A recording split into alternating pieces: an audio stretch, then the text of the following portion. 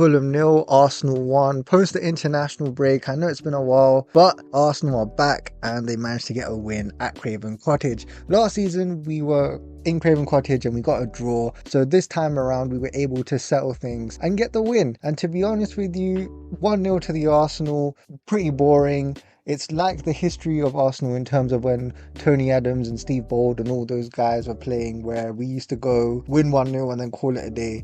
And today it was pretty much similar to that. And in terms of in all of the stats, we've had way more shots, we've had a lot more possession, we've had a hell of a lot more corners, and to be honest with you, from a statistical point of view, it looks very solid. But when you look at things in the eye, especially today, there were things that did concern me. Oh yes, I'm happy we've won 1-0 away from home, we're 3 points clear. Liverpool and Man United are going to play tomorrow, and hopefully let's see what happens in that game if Man United manage to do something against Liverpool. But overall we're top of the league and things are going quite well from a results-based business. However, if we're looking at the performances on the pitch, like I said, I am a bit concerned. Now, don't get me wrong, there's been some good positives. I thought the defence were doing their defensive duties, they were doing really well. I thought that a little bit of a shaky start between Gabriel and Saliba, but it went well throughout the rest of the game. And I thought Calafiori, he's just been a revelation this season. I mean, this guy has been the standout defender for me throughout this whole campaign so far. And I know it's only October, but to see this guy play all over the pitch, to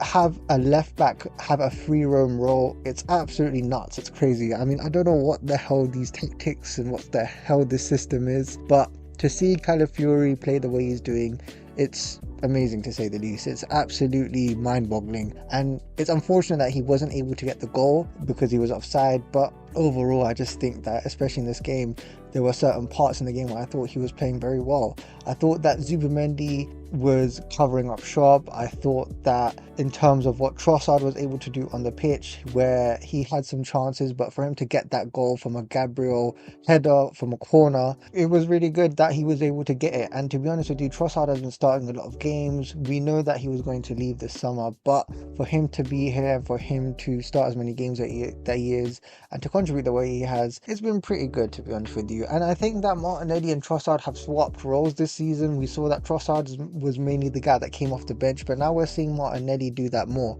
And maybe it might suit either or of them, because Trossard has been wanting to start for quite a while and he's getting his chance. But we have to wait and see throughout the season, and you never know, maybe things can change, but so far it seems to be working. I thought that Saka was doing well this game. I think that he was getting into his positions, he was dribbling past players. However, he hasn't been letting off as many shots as I'd like for him to do, and I just think that he was unlucky not to get that penalty. But for me, it wasn't really a penalty. It was quite unfortunate that, you know, it had to go to VAR and it took as much time as it did.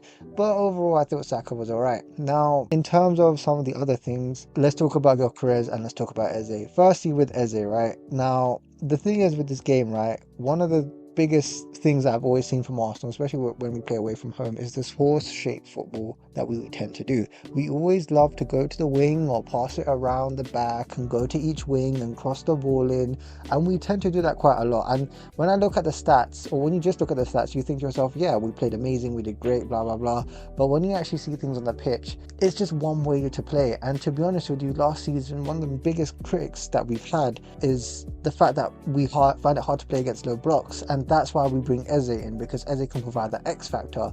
And Eze, when I saw him on the pitch, it was quite clear that he wanted to play like a number 10. He wanted to be up the field. He didn't want to do those defensive duties, which is whatever, number 10s do that. However, I wanted a lot more from him. I wanted him to be more on the ball, get those through balls, chip it over the defenders' heads, get it to the striker, do things on the pitch that other players don't really do. And from the last couple of games when Odegaard was fit, I was seeing a lot more of that. I was seeing more of those through balls, more of those switching plays. And I think from Eze today, I wasn't thoroughly impressed with him from what I've been seeing, to be honest with you.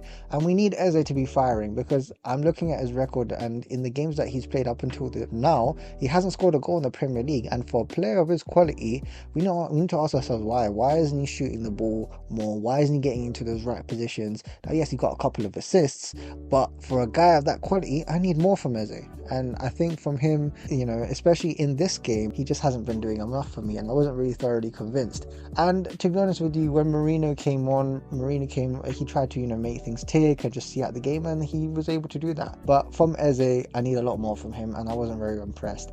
Gyokeres now. Gyokeres, I'm getting a bit more concerned about, especially as more games pass. It's been 7 to 8 games where he hasn't been able to score a goal. Now, I know that Arteta has come out, and I know that Arteta has tried to give him support and this and that publicly, but God knows what is said privately, because, we've all seen the documentaries. We all know that behind the scenes, it must be a completely different conversation. And I think with Gyokeres, this game, he has tried to press, he has tried to get into right positions, he has taken shots on goal, but he has had chances. I mean, one chance that he had was an absolute howler. I mean, I had to put my hands on my head, and I just thought to myself, my God, what more do you want? What do you need? And yeah, I can say that with Gyokeres, he hasn't had as much chance as maybe he should have, but I think that sometimes you just need to make your own chances. You need to take the ball, carry it, and do something yourself.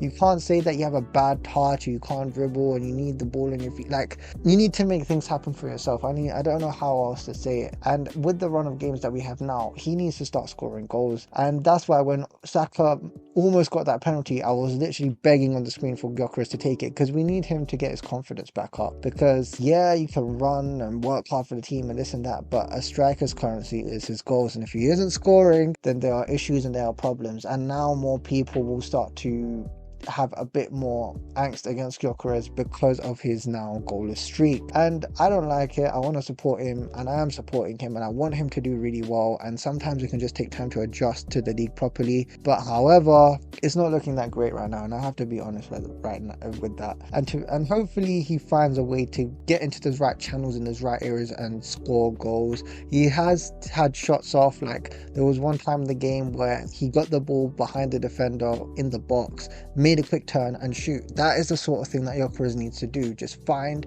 any sort of angle and take a shot, and if you do that, you will find areas to score. You will score a goal. But until then, we're just going to have to wait and see. Overall, other than that, the amount of injuries I saw in this game was an absolute joke. Fulham, the amount of times they went down, it was annoying as hell. And it just shows how packed the Premier League is, especially with the amount of games that are being played, especially in domestic and international football. But yeah, 1-0 to the Arsenal. We move on. We're top of the league. I'm happy about that. But we also need to look at the performances and especially see where these guys can improve. Anyhow, that's it for me. Hope to see you soon in the next video. Thank you, God, the international break is over. Anyhow, that's me. Please like and subscribe.